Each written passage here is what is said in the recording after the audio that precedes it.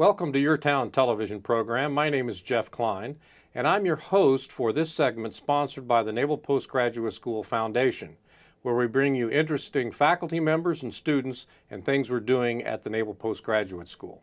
For this segment, we have Heather Issvoran, who is the Chief Communications Director for the Center for Homeland Defense and Security, and we're going to be talking about that center, but first let's talk a little bit about Heather. Heather, welcome to the show. Well, thank you, Jeff. Great to be here. Yeah, we always like to start off these segments a little bit with learning more about you, and usually our guests, I ask how they came to Monterey and what was their experiences outside or why they joined the Navy, but I understand you're from here. I come from Del Monte Beach. Yes. Oh, that's a long way away. Just a stone's throw from the Well, the that's school, fantastic. yeah. Well, where'd you go to school then? I went to Del Monte School, Yeah. and I went to Monterey High. Oh, all right. Toradors. So our Toradors, Yes, that's exactly that's right. right. My daughter did too, as a matter of fact. Oh, So really? that's great. I'm not telling you what year, though. Oh. I'm sure you all were classmates at some time. So, Short time ago. So how did you come to work at the Naval Postgraduate School, and what was your view of that school as you were growing up? Well, it was very interesting because, growing up on the beach, it's always around the corner. And, Right. the neighborhood kids back in the day were always in the street. And we always wondered what happened, at the school. It just looked so official and military. And there was always that rumor that there were missiles under the lake there. So we were always Oh, no, kind of hopefully afraid. that didn't Yeah. get out. We always wanted the invitation. Remember when there was a pool Right, at right, the school? sure. So if our military friends would invite us down to the pool, and there was always a snack bar, kids Oh, love sure, snack bars. So, sure. yeah, that was the best. Now, we still had that rickety fence, though, at that time Yes. when you were there. Yes. So you grew up very near the Naval Postgraduate School. Is that what inspired you to come work for us? Or how did that graduation from high school to work at NPS go? Well, my background is in communications, so it was interesting because a friend of mine said, hey, they're standing up this center. This was out in 2002 that is focused on state and local government. And so she said, there's an opening for an administrative person. And so, I was just getting through having children and I wanted to get back into the workforce. And so I went and interviewed. And it turns out they were just really a skeleton crew of folks. And so it was really exciting to be a part of that as it began. Just as it's starting up. Yeah, right? because, it was so interesting. People ask me why we have, first of all, the Center for Homeland Defense and Security is geared towards the state and local and federal DHS Right. governments. So it's not military. And so people always ask me, why do you do that at NPS? And at the time, remember, cops and firefighters didn't talk to each other. Everybody was pretty siloed, and that was part of the whole 9/11 failure of imagination. So this center was stood up in answer to that. And at the time, the military were the only people that were really doing the critical infrastructure protection and intelligence and a lot of the things that these state and locals are now going to be, if you think back to the context of that day, that they were now responsible for, except NPS was doing it internationally and we were domestically focused. Right. And so the hybrid program was perfect because these very forward leaders at NPS and in Washington were thinking that it would be important for us to learn from what the Navy already was doing. So that's great. Yeah. So let's cover a couple of those things. Now, the actual, who founded the center, or whose idea was the center to be developed? Well, now that we've been around 15 years, You there got are a lot of success, founders. a lot of yes. fathers. Okay. But I will say that Bob Ord, Yes. who was the leader of SIGS there, Sure. who we love. That was General Bob Ord at yes, the time, yeah. That's correct. And Paul Stockton. Yes, Dr. Paul Stockton, who Yes. later became an Undersecretary of Defense for Homeland Defense. Is that right? That's right. Right. The whole Western Hemisphere. He loved to say that. It was awesome. That was his responsibility. Yes. But he first started with us. Yeah, so. that's right.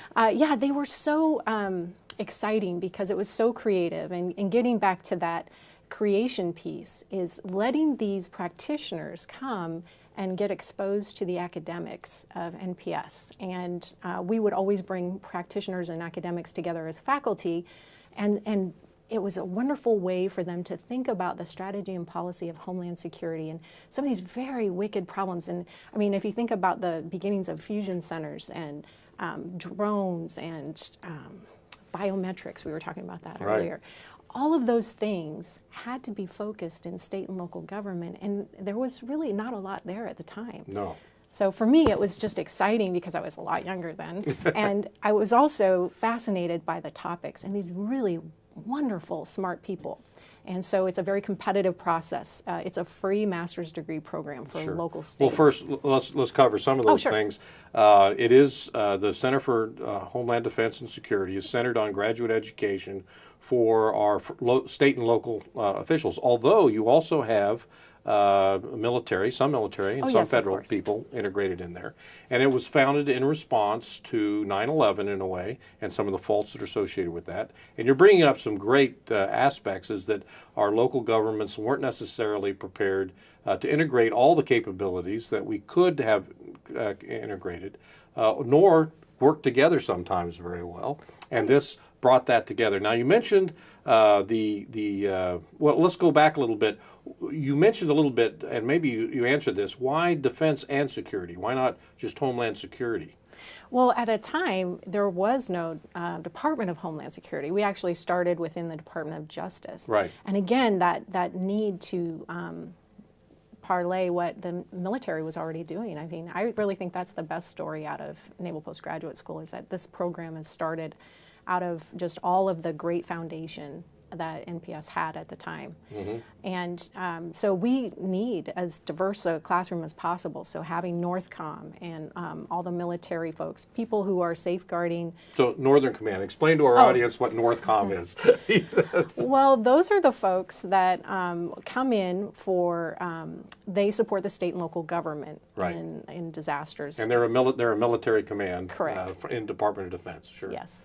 Okay, and we get those represented as well. Now, you also mentioned that this is a unique graduate experience because it's a hybrid. Now, explain a little bit by a hybrid. If I'm a police chief or if I'm a sheriff in a particular county, how can I go through a graduate program here in Monterey and still be the police chief and sheriff of my county? Yes, it's a very good question and vexing question, because we want the very best in the country, these people who are really passionate about what they do. And so in order to get those very busy, high-level folks, we created this hybrid program. So they're in residence for 2 weeks at a time. So they come here to Monterey for 2 weeks, right? Over 18 months, and they take 2 classes at a time. And then they're online the balance of that time, doing coursework and group projects and, writing a thesis. Oh, okay. So they have the thesis as well. Yes. Right. So they have to solve a strategy policy problem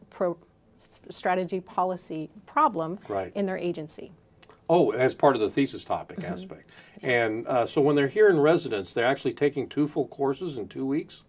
Yeah. Well, they don't finish them. They go back and they finish them as part of the asynchronous part. Exactly. So the fascinating part about this program is the fact that the conversations across the table between for example, New York City Fire Department and the New York City Police Department, which hasn't always worked well together in some cases, or more important, the lessons learned from the Port of Savannah to LA Long Beach, for example. Tell us a little bit about those conversations and how do the instructors inspire that seminar work? What's really interesting is our application process. So to get to the program, you really have to be interesting. And you got to make yourself interesting on this sheet. Okay. Yes, you have to. Are pictures involved? No pictures, double spaced, 5 essays. But we really are understanding that most folks are really good at the tactical operational of what they do. Right. But what we don't know is how they think about things. So the whole application is designed for these police chiefs and fire chiefs and Secret Service and FBI and all these other agencies. We deal with over 1,000. They make the case for the criticality of their position to Homeland Security. So it's about how they think about problems, not necessarily, hey, I'm a great guy, I do a great job, look at all these great things I've done. Right. It's more about what makes you interesting as a change agent, right, and what makes you interesting as a problem solver. And so how you identify problems, how you evaluate those problems. And where we need to go to solve those problems. Exactly. Right. And so that's just part of the application process. Right, right. Okay. You have to fight to get into the program, we say, and you have to fight to get out of the program. It's 18 months of really rigorous study. Sure. Yeah.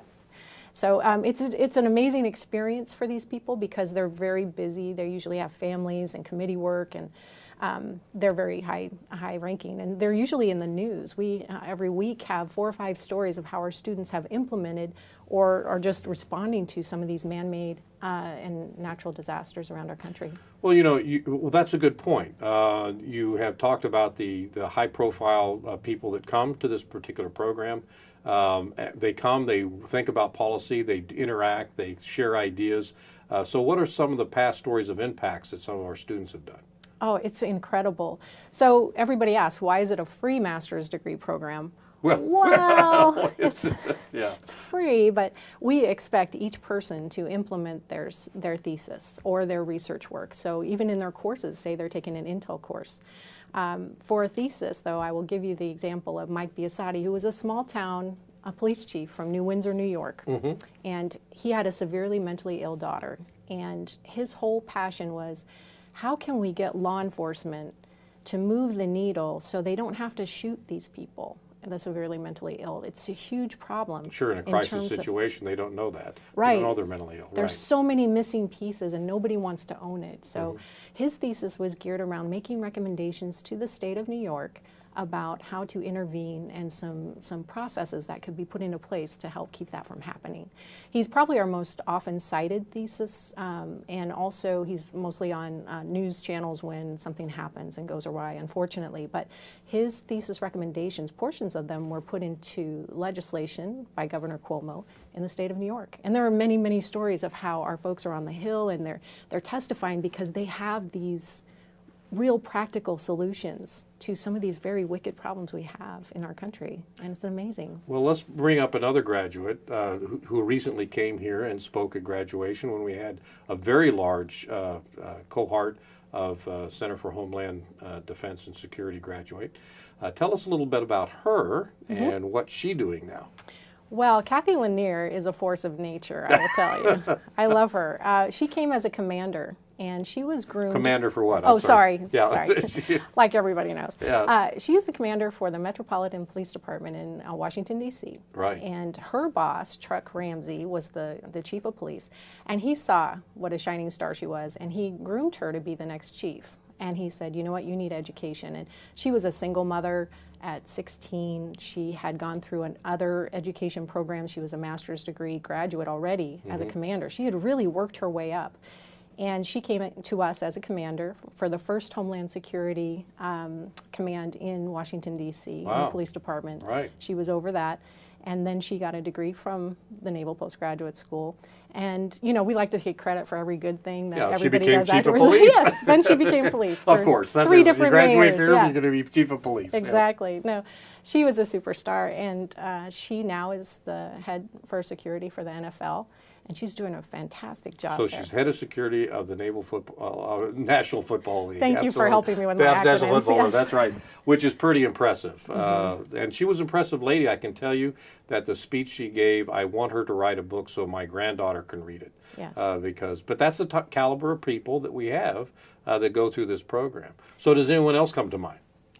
Well, we have a number of folks. You may not know their name in terms of, you know, up in the lights and everything, but they are critical thinkers, and they are in their agencies at LA Sheriff's Department or FDNY, the Fire Department of New York, or NYPD. They're all around this country in public health positions. They're doing really critical work. So, you know, with the news being bad all the time, for me, knowing that there are these people in place, over 1,000, right, doing real strategic work in their agencies and organizations, I really find that gives me a lot of comfort. Well, you mentioned LA. Who is the most, in your mind, or local person that's ever attended? Was it LA or San Francisco? Well, we had Pat Miller from Ventura County, and we've had Anne Marie Conroy, who was she was a council member in San Francisco. She now works for the State Department of Justice. Oh, She's great. really ascended into leadership. So California, of course, benefits from this program as well. Oh, yes. We have a number of folks who work at the California Office of Emergency Services. Here in Monterey County, Mike Petrie is emergency manager. He's one of our graduates. Mike Asplund used to be Deputy Chief of Police here in Monterey. Yeah. So, and I'm always looking for more. So that's good. So if you're listening to this program, make sure you can come and see me. Write a very interesting survey. Yeah, it must be interesting.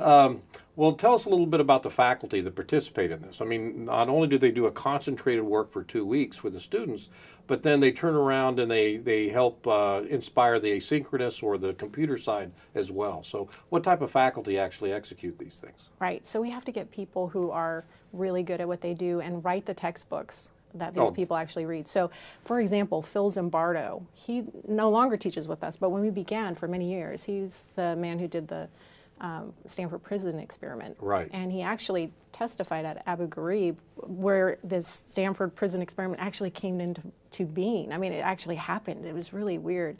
But he's the foremost psychologist, and when you talk about the essence of evil, and so he was teaching the psychology of fear in our course when it first began, and for probably the first 8 years. And we have people like Seth Jones, who is one of the foremost authorities in Afghanistan, and he's the military advisor for, well, he's an advisor for the military for many years. Right. And he works now at the Rand Institute. So we have folks from MI5, we have, you know, people that are just excellent at that academic piece, but they also know how to speak to these practitioners and help them make things reality. Because in most cases, these faculty have been practitioners themselves and then gone into deep study of their particular areas. Correct. Now, there's a fascinating thing that the Center for Homeland Defense and Security does with our graduates that I really appreciate as an American citizen because of the information that is exchanged there. It's sort of your homecoming, and tell us a little bit about that and how powerful that can be. Right. So when seconds count and you have to have an instant trust at an incident, say something happens and there's a bombing or there's something that's happening, we like to think that we have this group of people who can call on one another. You can call Kathy Lanier, and she's going to take your call. If you tell her you're from the Naval Postgraduate School, she wants to help. They all feel this loyalty and this need to help each other. And it is an instant trust. It's a wonderful network. So we bring them all to Naval Postgraduate School every year for a 2-day conference, and it's a continuing education curriculum. So all the graduates, all of them from are the first invited. class all the way down, sure. So they can then network even more. And they get to know each other and say, hey, what do you think about, you know, we were talking about opioid crisis this year, and we were talking about the next generation of ISIS, and what is fake news anyway? So having everybody come together from these very diverse agencies from around the country and really think about those things and collaborate together as one, not just here in place in Monterey, but online. So those discussions continue afterwards. Those collaborations continue afterwards. Part of my job, and the best part of my job, I just love it so much, is telling those stories so that the American taxpayer can see all the difference that we make, because it's really implemented education. And Navy School does that really well. That's right. We take a look at the topics, we have academics, but we're always asking, how are we going to apply this for the security and the defense of the nation? Well, Heather, thank you very much. It's been a pleasure to have you on the show to talk about the Center for Homeland Security, Homeland Defense and Security. I always get that wrong for some reason, but it's a great institution. It strengthens our country, and thank you for your work there too. Thank you, Jeff. And thank you for joining us at this segment of the YourTown television program. My name is Jeff Kline, and from the Naval Postgraduate School Foundation, we're glad you joined us, and stay tuned for future episodes of interesting faculty and students.